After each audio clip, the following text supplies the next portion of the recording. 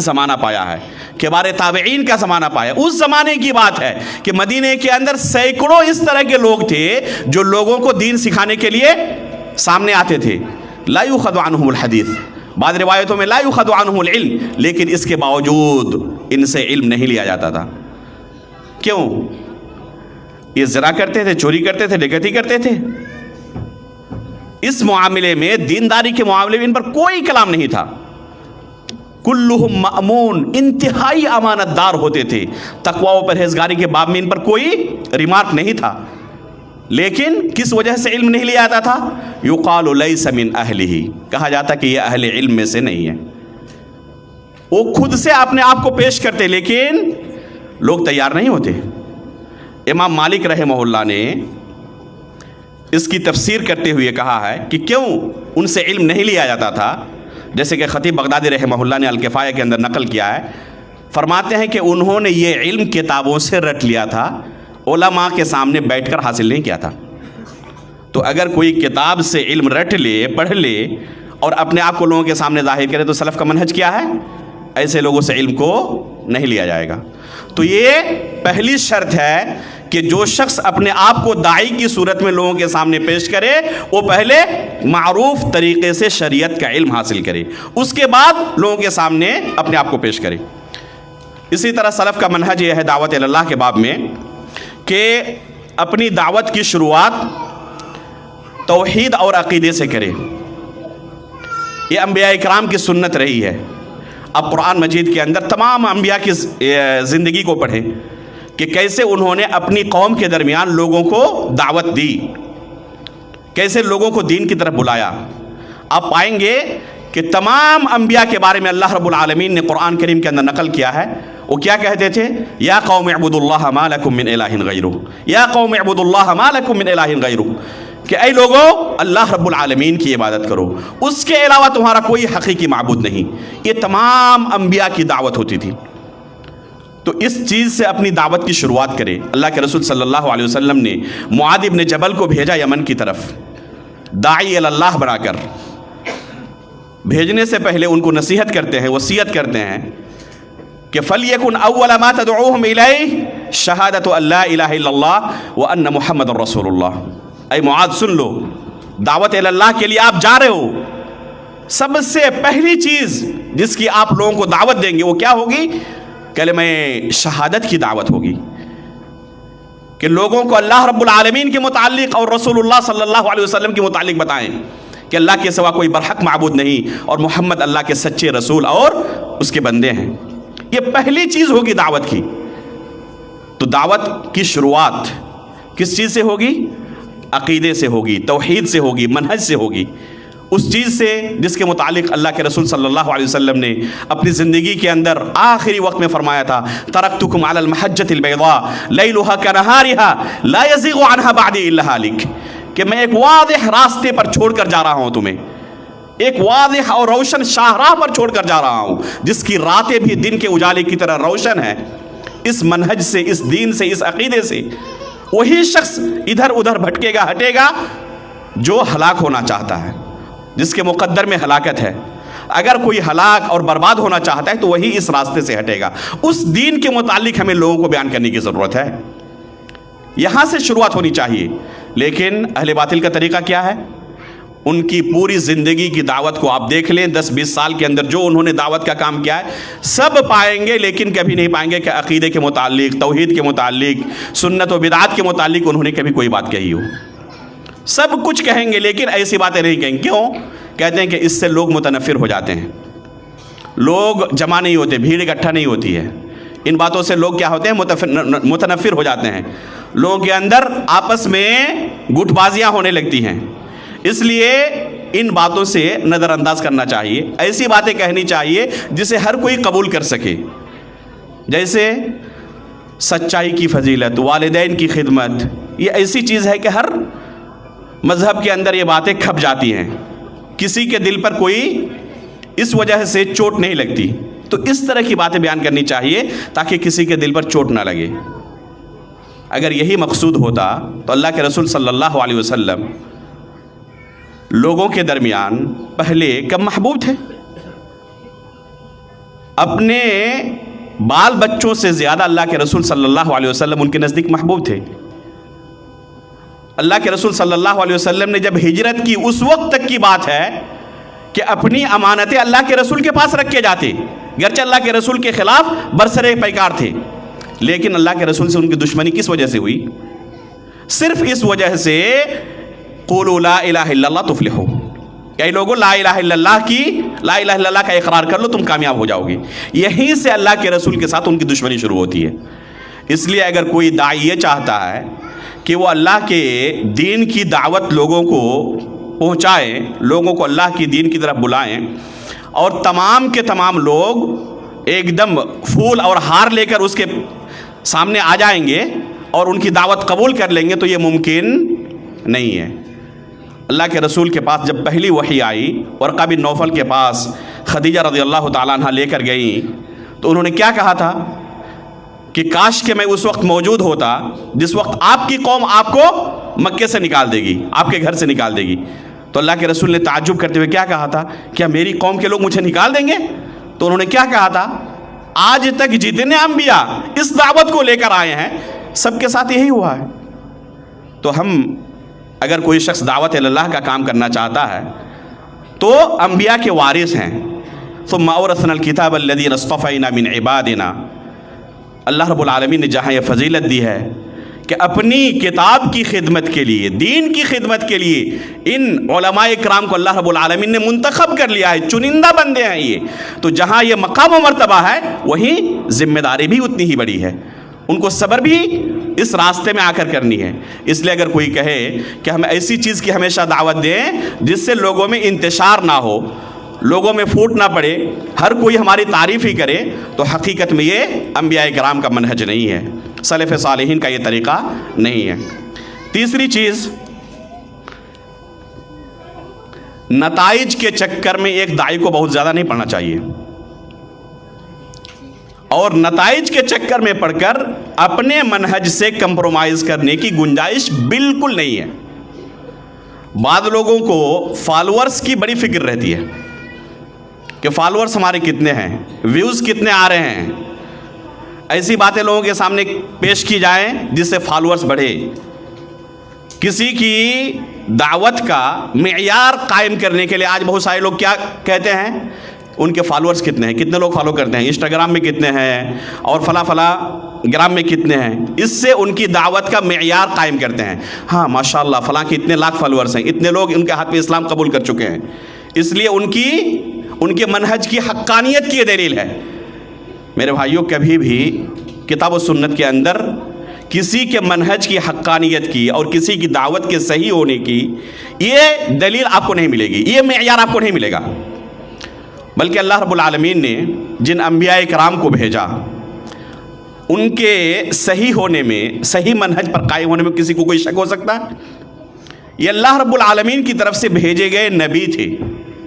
اللہ کے رسول صلی اللہ علیہ وسلم فرماتے ہیں عرضت علی الامم، کہ میرے اوپر جتنی امتیں گزر چکی ہیں ان کو پیش کیا گیا، میں نے دیکھا کہ وَنَبِيٌّ مَعَهُ الرُّهَيْتِ، بعض انبیاء کرام ایسے آئے جن کے ساتھ ان کے متبعین کی تعداد کتنی تھی؟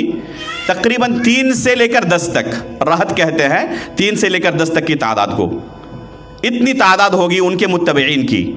وَنَبِيٌّ مَعَهُ الرَّجُلُ وَالرَّجُلَانِ، اور بعض انبیاء ایسے بھی آئے جن کے فالورز کتنے تھے؟ 1 یا 2 بس، نبی ہیں لیکن فالور کی تعداد کتنی ہے؟ 1 یا 2۔ وَنَبِيٌّ لَيْسَ مَعَهُ أَحَدٌ، اور ایسے بھی بعض انبیاء کرام آئے جن کے ایک بھی فالور نہیں تھے، ایک شخص نے بھی ان کے ہاتھ پر دعوت کو قبول نہیں کیا، تو کیا کہیں گے؟ یہ انبیاء کرام ناکام ہو گئے؟ یہ ہے کامیابی کی دلیل؟ کیا اس وجہ سے انہوں نے کمپرومائز کر لیا کہ چلو اپنے منہج سے کچھ تنازل اختیار کرتے ہیں اور وہ چیز پیش کرتے ہیں جس سے لوگ خوش ہو جائیں؟ کبھی انہوں نے اس منہج سے کمپرومائز نہیں کیا، ہمیشہ اپنی رسالت پر، اپنی دعوت پر اڑے رہے۔ اعبدوا اللہ ما لکم من الہ غیرہ، اس سے کوئی کمپرومائز نہیں ہو سکتا ہے، ایک اللہ کی عبادت کرنی ہے، اس کے علاوہ کوئی برحق معبود نہیں۔ تو جو منہج ہے اس منہج سے ہٹنا، اس منہج سے کمپرومائز کرنا، یہ سلف صالحین کا منہج نہیں ہے۔ اگر یہی حق کا معیار ہو تو آج بھی پائیں گے آپ افریقی ممالک میں چلے جائیں، چونکہ وہاں غربت بھی کافی زیادہ ہے، تو ان ممالک میں شیعوں کی دعوت حد سے زیادہ پھیلی ہوئی ہے، روافض کی، اور ان کے ہاتھ پر پیسے کے لالچ میں بہت سارے لوگ اسلام کے اندر داخل ہوتے ہیں۔ تو کیا کہا جائے پھر؟ ان کی دعوت بھی صحیح ہے، کوئی قبول کرے گا؟ ظاہر سی بات ہے کہ کوئی اس منہج کو قبول نہیں کر سکتا اگر ذرہ برابر بھی سنت کی غیرت اس کے پاس موجود ہے۔ تو یہ کتنے لوگ ان کے ہاتھ پہ اسلام قبول کیے، کتنے لوگ ان کے فالوور ہیں، یہ کبھی بھی منہج کی سلامت کی دلیل نہیں رہی ہے۔ اس لیے آپ کو ضرورت کیا ہے؟ جانے کہ حقیقت میں اللہ رب العالمین کا دین کیا ہے، صحیح منہج پر رہتے ہوئے آپ لوگوں کو دین پہنچائیں۔ اگر اللہ رب العالمین نے ہدایت لکھی ہوگی تو اللہ رب العالمین کے فضل و کرم سے آپ کی دعوت سے متاثر ہو کر وہ ہدایت پا جائیں گے۔ لیکن اگر اللہ رب العالمین نے ہدایت نہیں لکھی ہے تو آپ تو چھوڑ دیں، کسی نبی کے بھی بس کی بات نہیں ہے کہ کسی کو راہ راست پر لے کے آ جائیں۔ کتنے انبیاء کرام ایسے گزرے ہیں جن کے عزیز و قریب نے ان کی دعوت کو ٹھکرا دیا تھا، جن کے عزیز و قریب نے ان کی دعوت کو ٹھکرا دیا، زندگی بھر سالوں سال تک اپنے بیٹے کو، اپنے والد کو دعوت دیتے رہے لیکن کامیاب نہیں ہوئے۔ اور کتنے ایسے ہیں ایک لمحے کے اندر انہوں نے اسلام قبول کیا، بلکہ دشمنوں کی طرف سے، کفار کی طرف سے جنگ لڑنے کے لیے آئے ہوئے ہیں۔ اتنی دشمنی اسلام کے ساتھ اور مسلمانوں کے ساتھ، اور میدان جنگ میں آ کر اللہ رب العالمین ان کے دل میں ہدایت ڈال دیتا ہے اور یہاں پر آ کر اسلام قبول کر لیتے ہیں۔ تو ہدایت اللہ کے ہاتھ میں ہے۔ آپ اللہ سے دعا کریں جیسے کہ اللہ کے رسول دعا کرتے تھے اپنی امت کے، قوم کے لوگوں کے لیے، اسی طرح آپ بھی دعا کرتے رہیں کہ اللہ رب العالمین آپ کی اس دعوت کے اندر برکت عطا کرے۔ یہ بہت مفقود چیز ہے۔ افسوس کی بات یہ ہے کہ آج جو دعات میدان میں نظر آتے ہیں ان کی دعوت کے اندر اثر نہ ہونے کی ایک بڑی وجہ یہ بھی ہے، ایک تو خود اپنے قول و عمل کے اندر تضاد ہوتا ہے، اور دوسری چیز کہ وہ جو چیز پیش کرتے ہیں لوگوں کے سامنے، کبھی پوچھے کیا اپنے ان قوم کے لوگوں کے لیے جن کے سامنے آپ دعوت پیش کرنے گئے تھے آپ نے دعا کی؟ اللہ رب العالمین سے دعات کو چاہیے گڑ گڑا کر دعا کرے، اللہ رب العالمین ان کی زبان میں تاثیر پیدا کرے، انہیں حق کہنے کی توفیق عطا فرمائے اور لوگوں کے دل کو حق قبول کرنے کے لیے اللہ رب العالمین کھول دے۔ تو انشاءاللہ اس دعوت کے اندر اثر بھی ہوگا۔ اگر لوگ دعوت نہ بھی قبول کریں، اگر انبیاء کے منہج پر آپ موجود ہیں، سلف صالحین کے منہج پر آپ موجود ہیں، صحیح دین کی دعوت پہنچا رہے ہیں، تو آپ کا اجر اللہ رب العالمین کے پاس محفوظ ہے۔ انشاءاللہ آپ کا اجر ضائع اور برباد نہیں ہونے والا ہے۔ چوتھی چیز، دعوت کے باب میں ایک اصول و ضابطہ یہ ہے کہ کبھی بھی بدعت اور اہل بدعت سے کمپرومائز نہ کریں۔ ہمیشہ کوشش کرے کہ بدعت سے اور اہل بدعت سے لوگوں کو تحذیر کریں، لوگوں کو بچائیں، آگاہ کریں، متنبہ کریں۔ بعض لوگ کہتے ہیں کہ ان صنفی علماء کی تقریروں میں جائیں تو ہمیشہ یہی بدعت کے پیچھے پڑے رہتے ہیں۔ بھائیو، نبی صلی اللہ علیہ وسلم سے ہم نے یہی سیکھا ہے، آپ صلی اللہ علیہ وسلم کی سیرت سے ہمیں یہی تعلیم ملتی ہے کہ اس تعلق سے حد سے زیادہ لوگوں کو ڈرایا جائے، لوگوں کو بیان کیا جائے۔ ابھی شروع میں جو خطبہ مسنونہ آپ کے سامنے میں نے پڑھی ہے، رسول اللہ صلی اللہ علیہ وسلم کے تعلق سے آتا ہے۔ علامہ البانی رحمہ اللہ نے خطبۃ الحاجہ کے نام سے ایک کتاب لکھی ہے، اس کے اندر ایک بہت مختصر کتاب ہے، اس کتاب کو پڑھیں۔ اللہ کے رسول صلی اللہ علیہ وسلم کی عادت تھی کہ جمعہ کے خطبے میں، اسی طرح دوسرے موقعوں پر اپنی بات شروع کرنے سے پہلے اس خطبے کو پڑھتے۔ اس کے اندر آخری لفظ کیا ہے؟ ان کل محدثۃ بدعہ وکل بدعۃ ضلالہ وکل ضلالہ سے متاثر نہ ہو۔ لیکن اس باب میں تساہل برتنے کی وجہ سے آج ہمارے نوجوانوں کی حالت کیا ہے؟ کبھی بھی کوئی بدعت مزین جاتے ہیں، چنانچہ کوئی آتا ہے اور مہدی ہونے کا دعویٰ کرتا ہے، اس کو بھی قبول کر لیتے ہیں۔ یہ شکیل بن حنیف کا فتنہ جانتے ہیں آپ لوگ؟ یہاں تک کہ کوئی نبی ہونے کا بھی دعویٰ کرتا ہے تو کچھ لوگ اس کے پیچھے بھی لگ جاتے ہیں۔ تو آخر کون سی ایسی بدعت ہے جس کے فالورز نہیں ہوں گے؟ اس لیے ضروری ہے کہ حد سے زیادہ اس پر ترکیز کیا جائے، اور یہ اللہ کے رسول صلی اللہ علیہ وسلم کی سیرت میں، صحابہ اکرام، تابعین اور سلف صالحین کی سیرت میں واضح طور پر آپ کو یہ چیز نظر آئے گی۔ کبھی بھی اہل بدعت سے کمپرومائز کرنا، ان کی مجلس میں شریک ہونا، ان کے کیا کہتے ہیں کہ سامنے جانا اور ان کی تقریروں سے فائدہ اٹھانا، ان کی کتابوں سے فائدہ اٹھانا، یہ سلف صالحین کا طریقہ نہیں تھا۔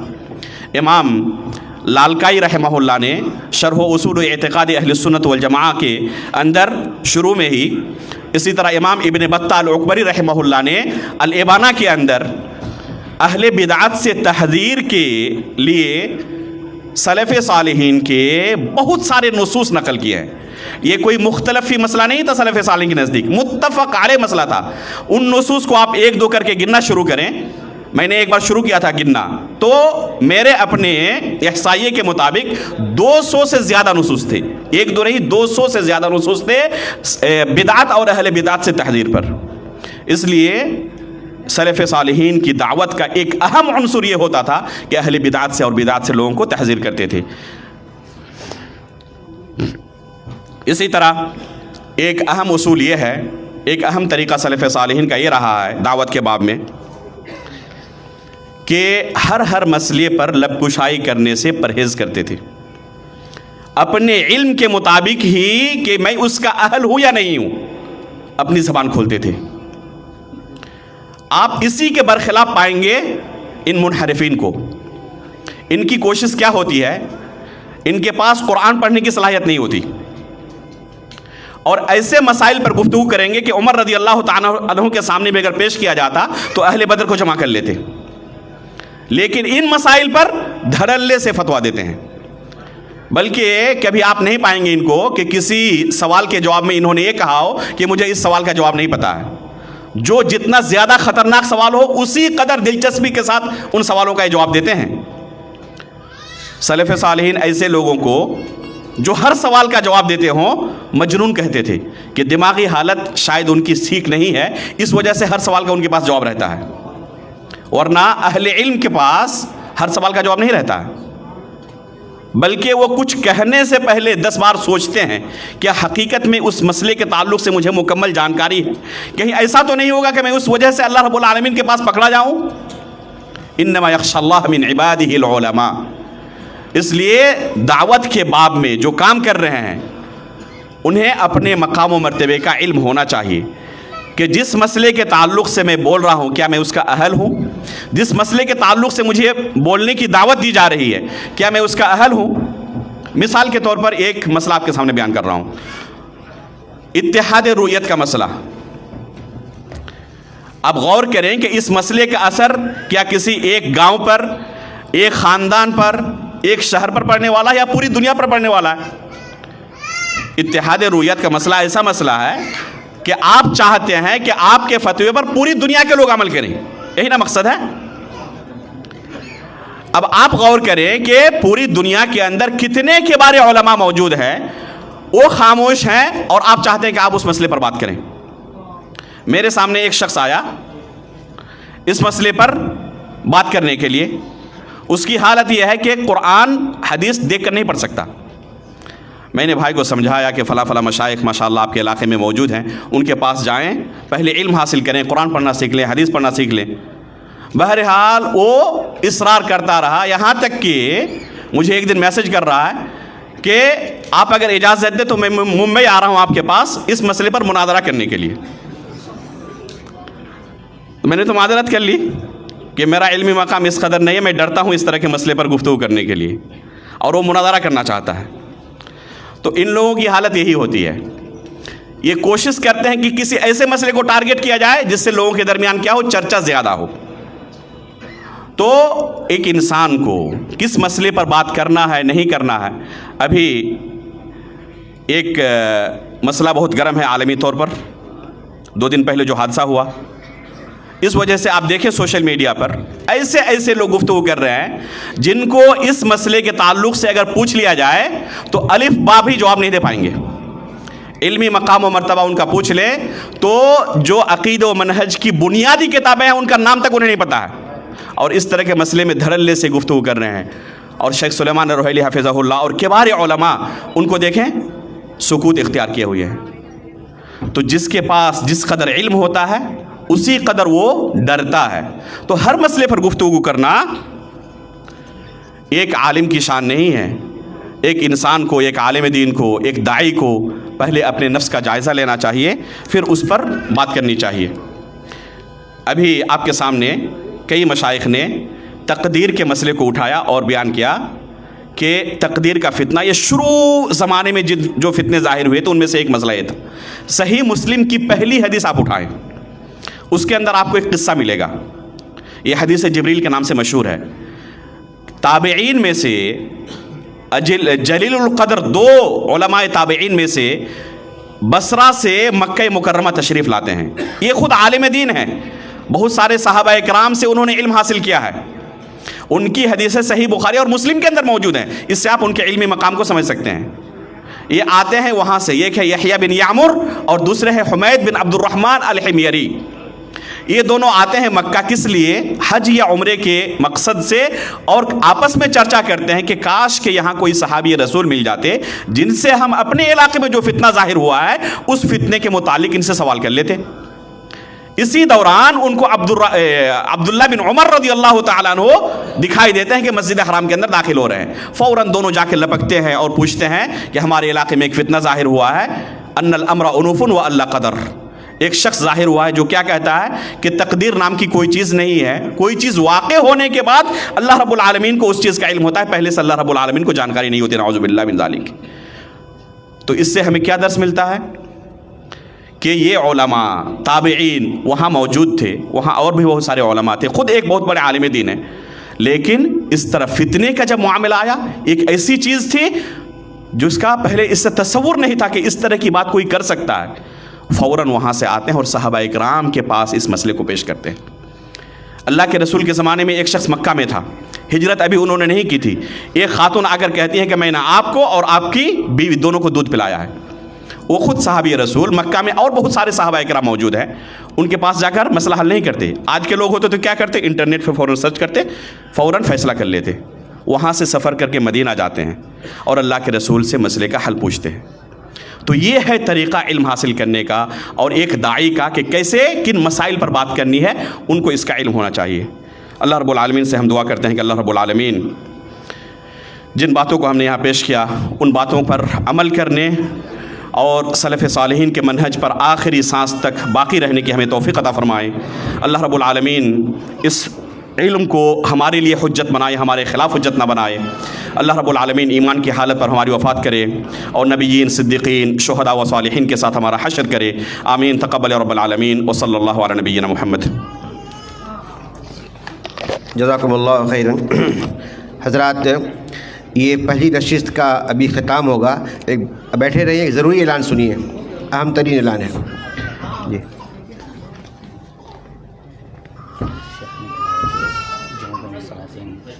ٹھیک ہے.